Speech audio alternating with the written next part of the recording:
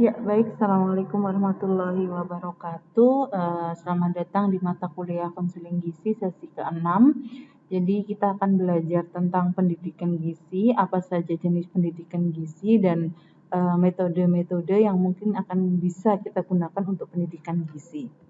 Jadi outline kita pada hari ini ada 4. Yang pertama jenis-jenis pendidikan gizi, yang kedua adalah metode pendidikan gizi, media pendidikan gizi, dan langkah-langkah pendidikan gizi.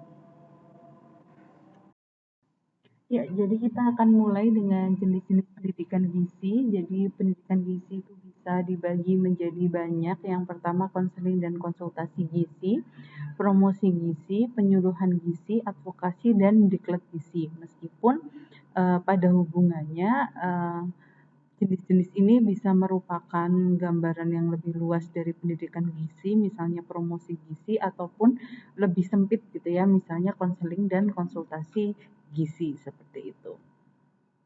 Nah, yang pertama promosi gizi. Jadi sebenarnya promosi gizi itu memiliki konsep yang lebih luas daripada pendidikan gizi. Jadi dia itu melibatkan faktor psikologis, politis, dan pengaruh sosial ekonomi terhadap konsumsi pangan. Jadi dia bukan terbatas hanya kepada transfer informasi seperti itu, tapi juga biasanya dalam bentuk program, di mana program itu memberikan seperti lingkungan yang mendukung terjadinya pola hidup sehat, misalnya seperti kantin sehat, ice breaking tiap istirahat, dan lain-lain. Nah, ini biasanya yang dilibatkan itu lebih luas gitu ya stakeholdernya, misalnya institusi, komite sekolah, dan lain-lain.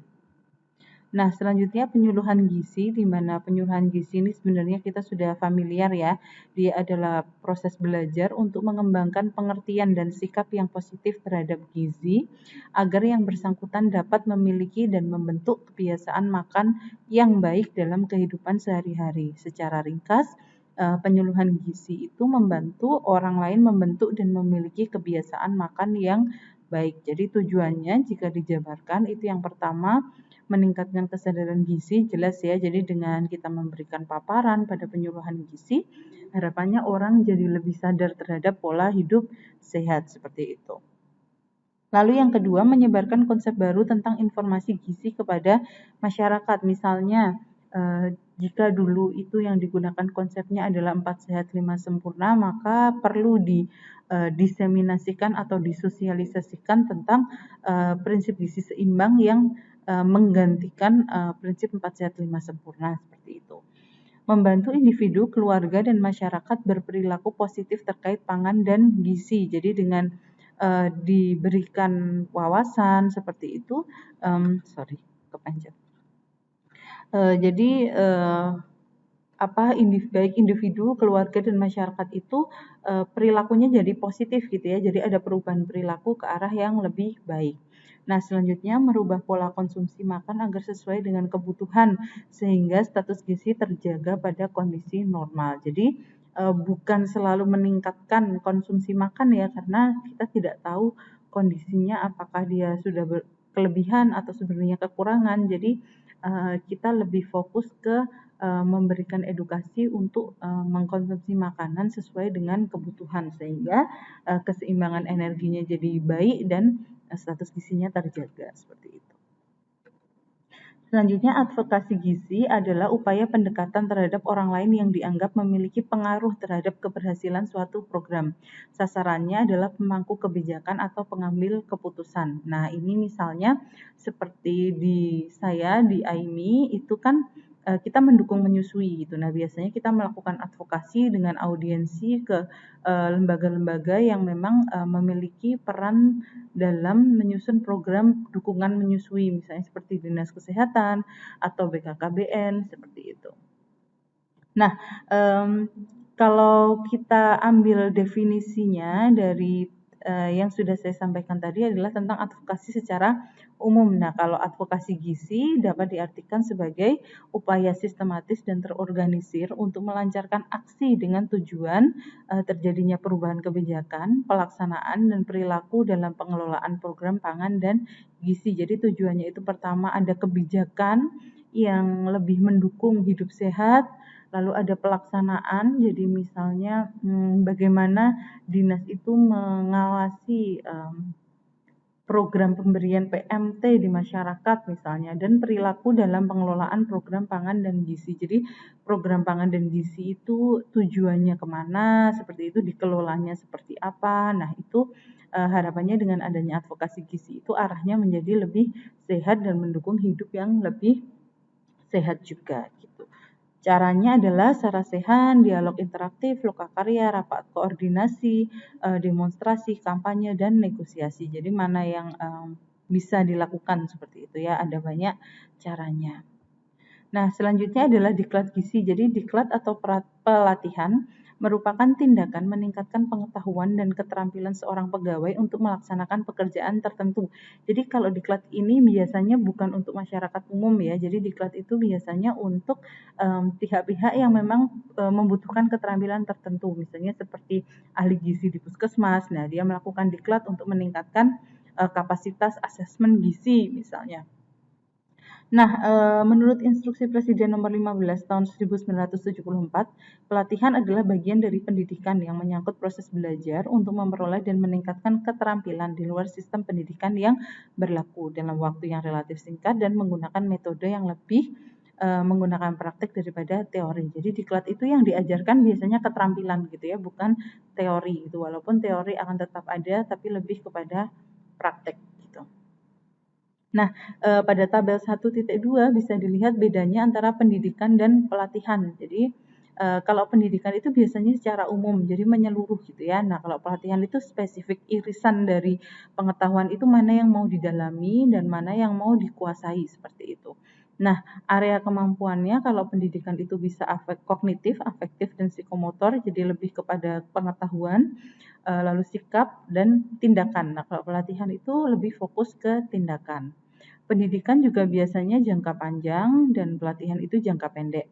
Materi lebih umum, kalau pelatihan lebih khusus seperti itu. Nah, kalau pendidikan itu biasanya konvensional dalam artian ada orang yang menjelaskan, yang lainnya mendengarkan seperti itu. Tapi kalau pelatihan itu biasanya lebih terbuka, maksudnya dengan berbagai metode yang bisa diterapkan untuk meningkatkan keterampilan seperti itu. Nah, penghargaan akhir kalau pendidikan itu biasanya gelar ya, degree. Jadi ini pendidikan secara umum, misalnya seperti pendidikan sekolah dasar, pendidikan perguruan tinggi misalnya. Nah, kalau pelatihan itu dia biasanya dapatnya hanya sertifikat seperti itu.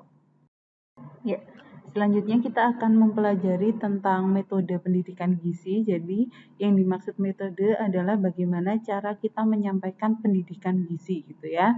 Jadi yang pertama ada ceramah, diskusi kelompok, diskusi panel, curah pendapat, demonstrasi, bermain peran atau role play, simulasi, meninjau lapangan, dan simposium. Jadi ada banyak gitu ya metodenya, tergantung mana yang akan kita pakai. Tapi di sini saya akan menjelaskan beberapa saja, jadi tidak semuanya. Jika teman-teman pengen belajar lebih lanjut tentang metode-metode yang lain, bisa nanti belajar secara mandiri. Nah, yang pertama adalah ceramah, yaitu menjelaskan atau menyampaikan informasi secara lisan yang sudah dipersiapkan sebelumnya oleh pembicara atau ahli kepada audiens dengan bantuan alat peraga yang dibutuhkan gitu. Jadi ini salah satu bentuk penyuluhan gitu ya. Jadi kita mempersiapkan sebuah materi yang nanti kita akan menyampaikan ke audiens seperti itu dan menggunakan alat peraga. Nah, kelebihan dari ceramah itu biasanya dia bisa diterapkan di masyarakat umum. Jadi berbagai sasaran peserta itu bisa, lalu kelompok sasarannya itu bisa besar. Jadi misalnya satu orang itu bisa di forum yang besar, antara 100-200 orang itu bisa gitu.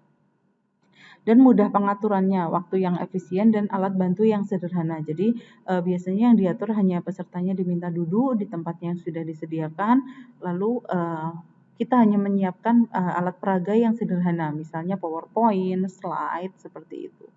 Yang tidak harus dari PowerPoint, maksudnya slide itu bisa dari Canva, bisa dari yang lain ya, seperti itu. Lalu kekurangannya, pembicara yang ahli di bidang tertentu itu belum tentu merupakan pembicara yang baik. Jadi misalnya dia ahli statistik gitu. Nah, itu belum tentu bisa berbicara dengan baik di depan audiens gitu. Nah, biasanya karena forumnya besar, peserta cenderung pasif dan ada kecenderungan untuk menjadi bosan. Nah, seperti ini, dengan metode yang seperti ini itu biasanya tidak cocok untuk anak-anak. Karena kalau anak-anak diminta untuk duduk dan mendengarkan dalam waktu lama, biasanya tidak betah gitu ya. Baik, kita lanjutkan. Jadi yang kedua adalah diskusi kelompok. Jadi diskusi kelompok itu adalah percakapan yang direncanakan atau dipersiapkan dalam satu kelompok tentang topik tertentu yang dipimpin oleh fasilitator atau salah satu anggota kelompok gitu ya. Jadi misalnya seperti teman-teman ketika ada tugas itu mendiskusikan secara berkelompok seperti itu. Nah, prosesnya adalah bertukar pikiran dan pandangan terhadap masalah tertentu. Jadi pada satu kasus itu kita bahas, masing-masing punya pendapat seperti apa dan kita bertukar pendapat gitu.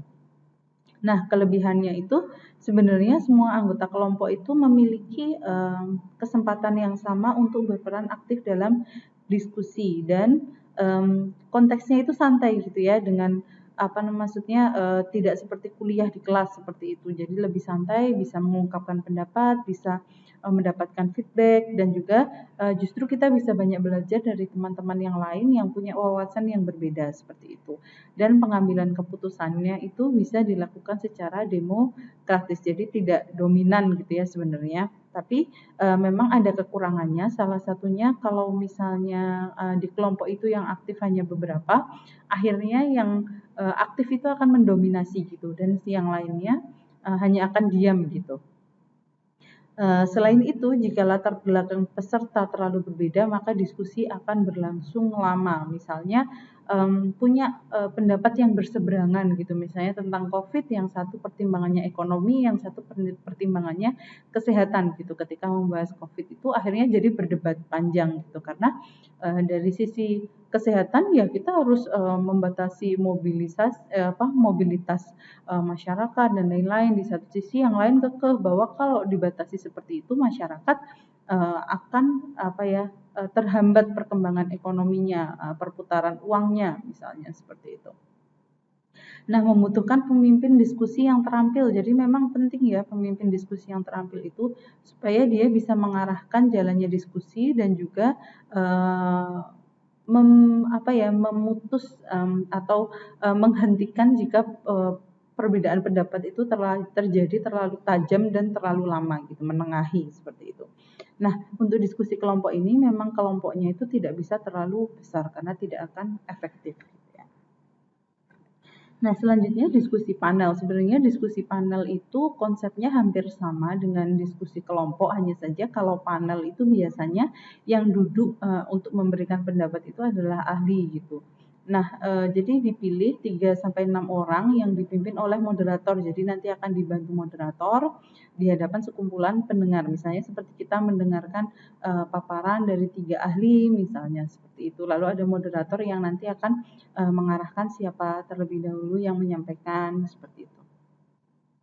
Nah, biasanya ditujukan untuk mendengarkan pendapat ahli pada suatu hal, misalnya untuk menentukan konsensus. Nah, ini biasanya juga terjadi pada konteks rumah sakit gitu ya, ketika misalnya ada pasien yang kondisinya sudah kritis, mau dilanjutkan perawatannya itu tidak ada perbaikan, mau diterminasi dia masih punya hak hidup. Nah, biasanya itu ada diskusi panel yang mana isinya adalah ahli-ahli dari berbagai bidang kedokteran dan juga gizi gitu ya. Jadi misalnya ada ahli gizinya, ada dokter bedah syarafnya, ada dokter penyakit dalamnya. Nah, nanti beliau-beliau akan berdiskusi secara panel untuk menentukan atau menyepakati kira-kira perawatannya akan dilanjutkan atau tidak seperti itu.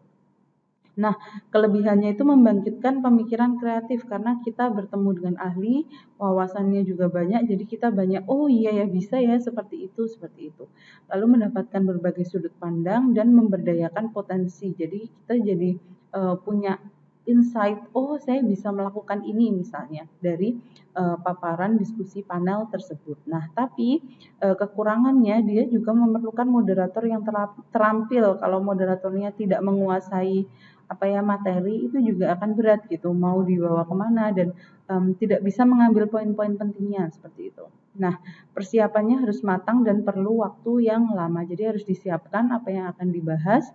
Setelah itu waktunya juga biasanya lama karena ada pertukaran pendapat yang cukup banyak gitu ya dan cukup dalam pembahasannya biasanya kalau panel.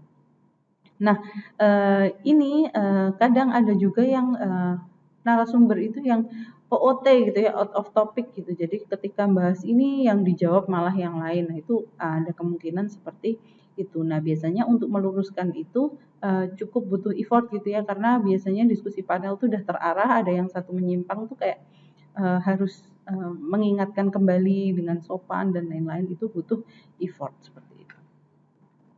Nah, selanjutnya bermain peran dan simulasi. Jadi bermain peran atau role play adalah kegiatan memainkan sebuah peran seperti pada kenyataan. Nah, ini kita sudah mencoba ya kemarin kita coba role play sebagai ahli gizi yang melakukan konseling seperti itu. Nah, kalau yang simulasi adalah permainan yang direncanakan dan maknanya dapat digunakan untuk kepentingan sehari-hari. Nah, simulasi ini bukan hanya misalnya simulasi sikat gigi bersama misalnya, atau simulasi penggunaan alat ukur tinggi badan misalnya. Nah, bisa juga simulasi ini dilakukan untuk konteks yang medis gitu ya, misalnya simulasi sebagai pasien misalnya seperti itu. Jadi ada orang yang bekerja sebagai pasien simulasi seperti itu.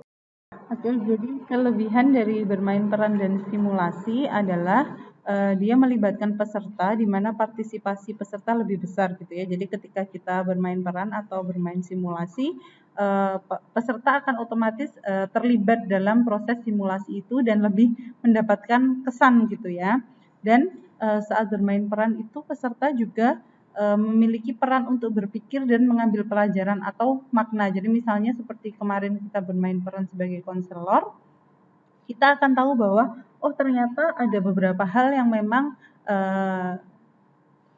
kita dapatkan atau kita sadari itu sebagai tantangan ketika kita melakukan konseling seperti itu, sehingga kita akan mengingat itu sampai nanti kita benar-benar turun ke lapangan untuk melakukan konseling gitu ya. Oh iya, ternyata ini yang harus diingat, ini yang tidak boleh dikatakan misalnya seperti itu. Nah, kekurangannya adalah perlu lebih banyak persiapan. Jadi misalnya kita perlu alat, kita perlu kasus yang akan kita gunakan untuk role play misalnya.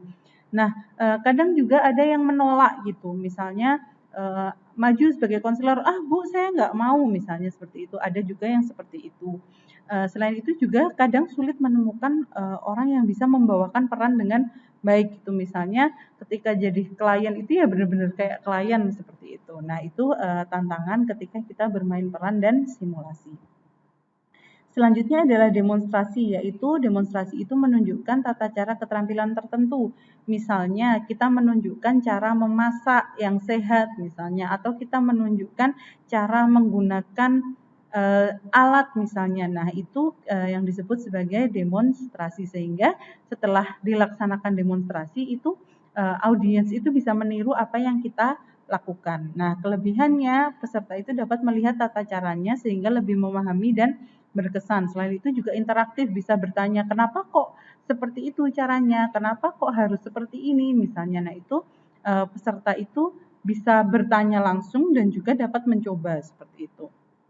Tapi kekurangannya, ini memang perlu persiapan yang lebih matang dan perlu menyiapkan pembicara atau orang yang ahli mendemonstrasikan. Jadi kalau kita demonstrasi tapi orangnya nggak komunikatif gitu kan bingung juga gitu, nggak bisa mendapatkan apa yang seharusnya didapatkan. Nah, kadang-kadang ada juga demonstrasi yang terlalu banyak peserta. Jadi yang belakang itu kayak mau melihat itu nggak jelas gitu, sehingga akan berbeda-beda antara yang di depan yang bisa melihat dengan jelas dan yang di belakang yang agak jauh seperti itu. Selain itu ada juga metode dengan field trip atau kunjungan lapangan, yaitu metode meninjau tempat-tempat yang dianggap perlu untuk memantapkan hasil belajar. Misalnya kalau ahli gizi itu ke catering atau ke hotel, dapur hotel, seperti itu. Nah, umumnya setelah mendapatkan teori di kelas, peserta itu perlu memahami kondisi nyata di lapangan supaya punya gambaran. Jadi misalnya teman-teman kan diceritakan tentang catering juga seperti apa, cuman tahu teorinya. Nah, ketika kita benar-benar turun ke lapangan melihat proses produksi makanan, kita jadi tahu, oh memang produksinya seperti itu. Nah, kelebihannya tadi bisa melihat kondisi real di lapangan, lalu bisa juga dapat penjelasan langsung dari orang yang memang berkecimpung di dunia itu, misalnya chefnya atau ahli gizi catering misalnya. Nah, dia memberikan kesan yang mendalam gitu ya. Jadi ketika kita lihat langsung, itu kita akan lebih ingat gitu prosesnya. Nah, juga memberikan input positif bagi lokasi yang dikunjungi. Jadi misalnya ada kunjungan dari mahasiswa gizi, nah setelah itu kita diskusi, memberikan tukar pendapat, misalnya, oh ini seharusnya pengelolaan sampahnya itu seharusnya tidak jadi satu di dapur Pak, jadi sampah yang memang basah itu dibuang agak jauh, di mana dia misalnya kayak lalat seperti itu tidak masuk ke dapur misalnya, sehingga dia memberikan input positif bagi lokasi yang dikunjungi. Tapi tidak semua juga bisa menerima dengan positif. Kadang ada petugas di lapangan yang terganggu dengan itu gitu. Ditanya-tanya terus, misalnya lagi kerja dilihatin, misalnya kan nggak nyaman juga gitu. Selain itu, dia juga membutuhkan banyak waktu dan tenaga, dalam artian kita harus datang ke sana berombongan, mencari jadwal, pakai alat transportasi tertentu. Nah, kadang juga ada peserta tuh yang nggak tertarik dengan tema yang diangkat di situ, misalnya ke catering, padahal dia orang gizi olahraga gitu. Jadi lihatnya tuh apa sih kayak gitu. Nah, dengan orang-orang yang seperti itu, peserta yang tidak tertarik, otomatis tujuannya juga tidak akan tercapai. Seperti itu. Lalu case study itu sekumpulan situasi masalah yang dianalisis secara mendalam atau mendetail. Jadi bertujuan agar peserta dapat memiliki pengetahuan, sikap, dan keterampilan dengan mempelajari sesuatu secara mendalam. Jadi case study itu kita punya kasus atau masalah yang kita diskusikan bersama seperti itu. Nah, kelebihannya itu selain menjadi bahan diskusi, dia juga memberikan kesempatan yang sama bagi peserta untuk bisa mempelajari kasus. Jadi setiap orang tuh punya kesempatan yang sama. Nah, juga bisa didapatkan untuk menerapkan teori yang sudah didapatkan sebelumnya. Misalnya kalau kasus ibu hamil dengan anemia, nah kita mengingat kembali, oh yang kita sudah pelajari tentang itu apa, seperti itu. Lalu kita coba gunakan untuk menyelesaikan masalah. Tapi dia ada kekurangannya, yaitu dia harus menulis laporan gitu ya. Kalau studi kasus itu biasanya satu paket dengan menulis laporan. Setelah itu juga membutuhkan banyak waktu karena harus diskusi seperti itu. Lalu persiapan kasusnya juga harus matang, karena kalau tidak matang ada info-info yang terlewat, itu biasanya terus pembahasannya jadi tidak tuntas gitu ya. Nah, kasus yang rumit dapat membuat peserta frustasi. Jadi kadang ada kasus yang rumit sekali, waktu diskusi kita jadi bingung mau ngapain, nah akhirnya frustasi seperti itu. Nah, di antara sekian banyak metode pendidikan gizi, kita bisa memilih dan memilah kira-kira mana yang paling cocok dengan tujuan kita gitu. Jadi yang pertama kita lihat dulu apakah itu cocok dengan tujuan kita. Lalu apakah itu situasinya tepat gitu. Misalnya ketika situasinya adalah di kelompok bermain atau di taman kanak-kanak, nah kita tidak bisa terlalu menekankan metode yang ceramah misalnya. Lalu petugas atau ada tidaknya petugas yang menghandle itu gitu misalnya. Lalu sarana itu ada enggak fasilitasnya? Misalnya kita pengen metode ceramah dengan PowerPoint, ternyata di sana tidak ada LCD. Nah, kita harus menyesuaikan dengan sarana yang tersedia. Lalu biaya itu jelas, kalau kita mau sederhana, biayanya sedikit, maka kita akan mencari metode yang paling murah dan sederhana. Nah, ini kita compile, artinya kita pertimbangkan masing-masing faktor ini sehingga kita bisa menentukan metode yang paling sesuai untuk melakukan pendidikan gizi. Nah, selanjutnya media pendidikan gizi itu ada alat peraga, jadi media itu alat peraga sama ya.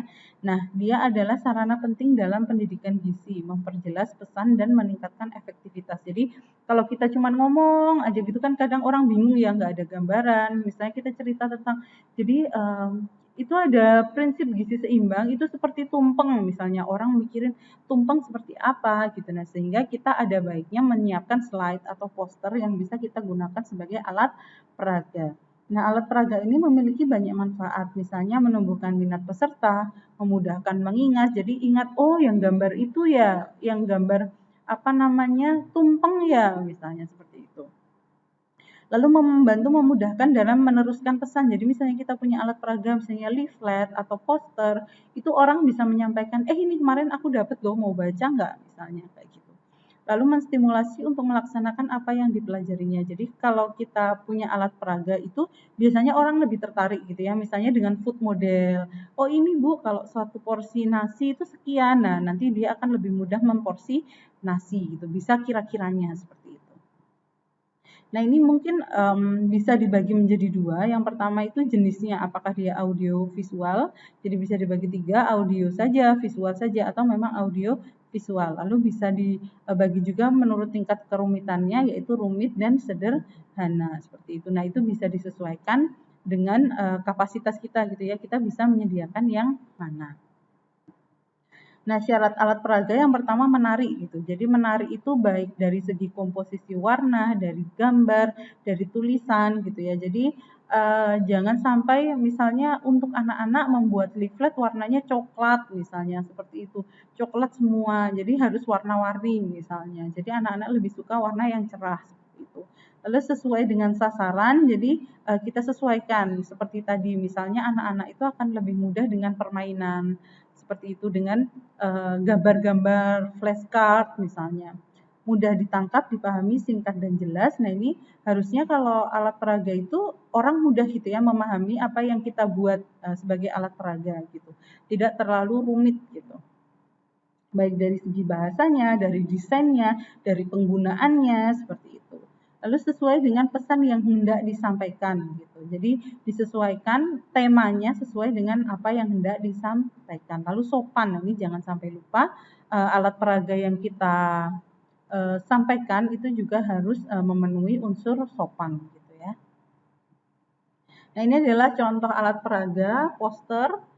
Kita mungkin sudah tahu food model, ini ada gambarnya di bawah. Leaflet itu seperti yang kita dapat di rumah sakit. Lalu lembar balik, nanti bisa kita lihat di kelas ya lembar balik seperti apa, saya akan bawakan. Lalu slide, itu misalnya kita membuat presentasi dan juga flashcard. Jadi flashcard itu seperti kartu-kartu yang membantu anak-anak misalnya untuk mengenali jenis buah-buahan atau jenis sayur-sayuran, seperti itu.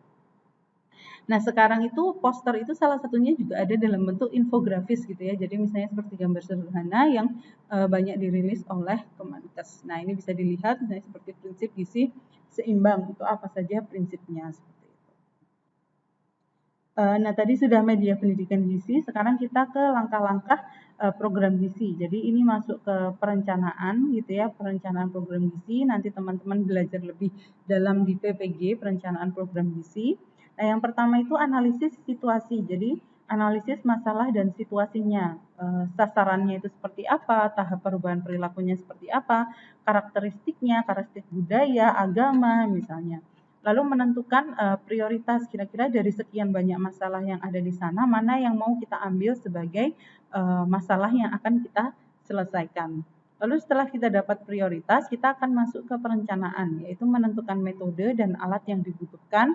Jadi kalau saya mau menyelesaikan masalah tentang pola hidup bersih dan sehat, maka metode yang mau saya sampaikan apa, alat yang kita butuhkan apa. Nah, dan setelah itu menentukan pembicara dan fasilitatornya. Jadi siapa yang tepat menyampaikannya, seperti itu. Lalu pelaksanaan itu melaksanakan sesuai apa yang telah direncanakan. Lalu evaluasi itu feedback dari peserta. Jadi misalnya kurang apa sih dari acara yang kita laksanakan. Lalu perubahan yang terukur, baik itu kualitatif atau kuantitatif, bisa diukur dari pre-post atau wawancara setelah acara, kira-kira gimana Bapak tanggapannya terhadap acara tadi misalnya. Dan juga bisa dari evaluasi internal panitia. Jadi tadi kita sebagai panitia apa yang dirasakan kurang dan bisa ditingkatkan seperti itu. Nah, ini analisis masalah dan menentukan prioritas. Jadi masalah itu adalah perbedaan gap antara kondisi ideal atau teori yang kita tahu dengan kondisi real di masyarakat. Jadi itu yang dinamakan masalah gitu ya. Nah, ini dapat digali dari data sekunder, misalnya laporan dinas, Diskesdas, misalnya kita pengen tahu masalah apa sih di gizi anak. Nah, kita bisa lihat angka stunting, angka overweight misalnya. Setelah itu kita juga bisa dapat data dari data primer, misalnya dari wawancara, pengisian survei, dan lain-lain. Misalnya kita wawancara ke Pak Dukuh. Pak Dukuh di sini tuh masalah kesehatan yang paling menonjol tuh apa sih misalnya? Oh, banyak yang kena serangan jantung misalnya. Nah, seperti itu. Karena banyak yang merokok misalnya. Nah, itu nanti kita bisa susun prioritasnya gitu ya, mana yang paling paling penting dan harus ditangani segera. Atau observasi misalnya kita sebagai ahli gizi mengamati, oh ternyata di sini banyak anak-anak tuh kalau bermain tanah nggak cuci tangan misalnya, atau di sini tuh banyak anak-anak yang tidak suka sikat gigi misalnya, seperti itu. Nah, cara menentukan prioritas salah satunya dengan metode ranking oleh ahli dengan mengurutkan skor dari terbesar dan terkecil. Jadi cara menentukan prioritas ini sebenarnya ada banyak ya. Jadi misalnya ada metode Hanlon seperti itu, tapi nanti mungkin teman-teman akan lebih dalam mempelajari di mata kuliah PPG. Jadi ini yang sederhana itu menggunakan ranking gitu.